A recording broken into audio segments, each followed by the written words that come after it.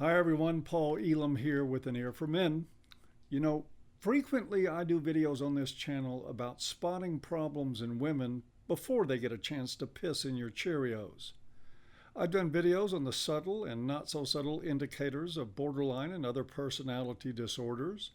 I've done videos on deal breakers with women, which also include warning signs about what to look for.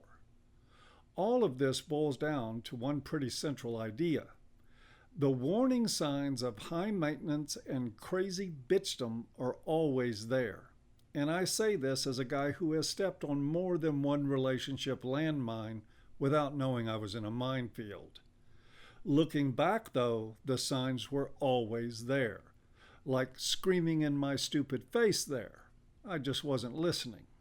My alter ego, a guy named Dick Hart, was always distracting me.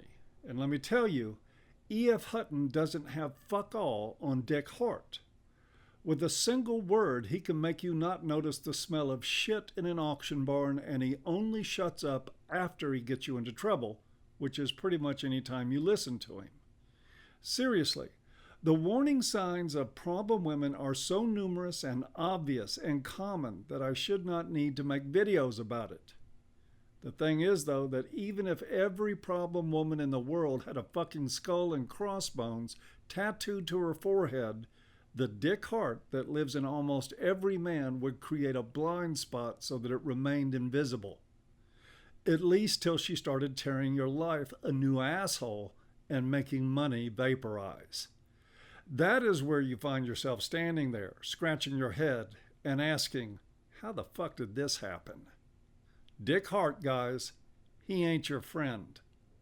I mean, really, there are so many warning signs of problem women that you can break them down into categories, one of them being comedy. How crazy is that? And like always, I'm not just laying the blame on women for this. Our culture creates so much fucking bullshit in women that some of it is downright funny. And I don't mean some lame, feminized Ghostbusters funny that really isn't that funny at all. I mean like Bill Burr, Sam Kinison, Bill Hicks laugh until you fucking cry funny.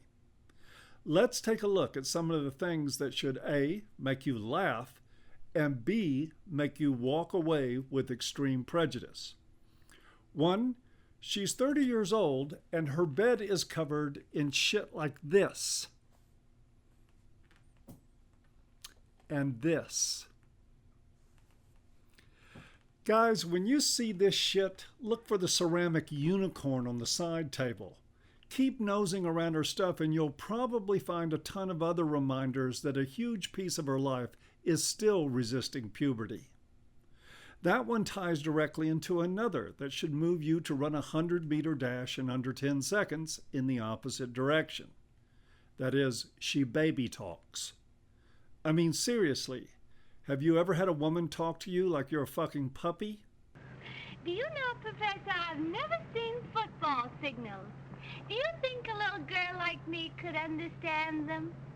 I think a little girl like you would understand practically anything. Is Great Big Strong Man going to show little Icky Baby all about the bad football signals? Was that you or the duck? Because if it was you, I'm going to finish this ride with the duck. If Icky Baby don't learn about the football signals, Icky Baby gonna cry. If Icky girl keep on talking that way, Big Strong Man's gonna kick all our teeth right down her throat. Some of you watching this are old enough to remember when they made movies without being afraid of the feelings police. Anyway, guys, a grown woman baby talking to a man she's having sex with is creepy. Imagine her, if you will, spread out on a pile of stuffed animals, wearing a teddy, making baby talk at you while she wiggles her finger at you to come have sex. You want to let Freud take a shot at analyzing that shit? I don't think so. Trust me, you really don't want that. It's just too fucking weird. Speaking of weird shit, how about women who hoard cats? The standard stereotypical crazy cat lady became the standard stereotypical crazy cat lady for a reason. First, I don't know about you, but it doesn't do much for me when the first thing you notice about a woman's home is that it reeks of cat shit. That one will even make Dick Hart do a double take. Seriously, give me a chain smoker anytime, or maybe a woman who has a meth lab in her basement. But the pungent smell of cat shit is the smell of crazy. It is eau de fucked in the head, and you can bet on it. I was just discussing this with a female friend, an actual non-crazy human being, and we were questioning how many cats it took to qualify a woman for crazy. We seemed to hover around the question on whether 3 cats crossed the line, or if it took more than 3 cats to qualify as crazy territory, but we did agree on one solid. Any more than 1 litter box comes with a woman primed to be pushing a shopping cart down the street talking to herself with a streak of lipstick running up the side of her cheek. Now, in all fairness, full disclosure here, I'm not a big fan of cats to begin with, but I do understand why some people like them. The thing is, when your pets come in herds, you're not taking care of them. They're taking care of something missing in you. We all have holes to fill in our lives, but if you're trying to fill yours with 9 cats, please don't put another human in the mix. By the way, just having 1 cat is not proof of sanity. I dated a woman once who told me that her cat had to approve of me. I thought she was joking till I figured out she really wasn't. We really didn't have a chance. I decided to hate that cat before I ever met it. Another comical giveaway on the road to feminine insanity is the selfie queen.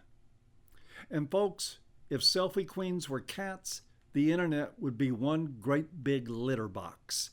There's nothing, and I mean nothing, more revealing about a woman than a Facebook page crammed with self-snapped pictures of her pursing her lips with an absolutely stupid attempt at an "I'm so hot" look on her face. There was a version of this that went on before the internet. When I first met my ex, she had a long table in her foyer that was sagging beneath the weight of framed pictures. Every last one of them was of her. There must have been 30 or 40 images of her in different poses on the one table. There was her sitting in her car, her on the sofa, her in the studio with her chin resting lightly on her fingers, gazing upward toward some enlightened state. Her sitting at a table in a local cafe, smiling cutely over a cappuccino. She had actually created an early 1990s version of a millennial chick's Facebook page in real life in her home. The only thing missing was blue hair, tattoos, and a nose ring. Now, my actual brain should have looked at that with some concern about narcissism and self-obsession. Instead, Dick Hart looked at the picture of her on the beach and whispered, "Nice tits," into my ear. I was off and running toward the complete disaster. I'm going to close this video out today with a couple of updates. First, a hearty thank you for all the new Patreon supporters. Your support is very much appreciated and needed for me to continue this work. Also, I wanted to let all of you know that ICMI 16 in London was an absolute smashing success. It was truly amazing. Thanks to the work of Mike Buchanan and the great people at Justice for Men and Boys, we had a full house, and the partying after the speeches was incredible. If you are not able to join us this time, you'll have another chance next year when we host the next conference in Australia's Gold Coast. Details on that will be forthcoming. Thanks for tuning in today. You can help us spread the work here by subbing to the channel, liking and sharing the videos, and of course you can visit our Patreon page through the low bar and help us out with a small pledge per video made. Thanks again for listening, and we'll see you next time.